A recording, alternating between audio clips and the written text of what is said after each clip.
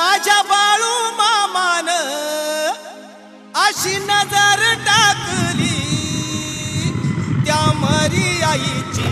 रोगराई मिटली त्या मरी आईची रोगराई मिटली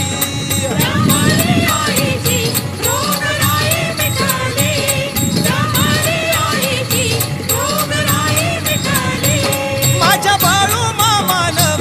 अशी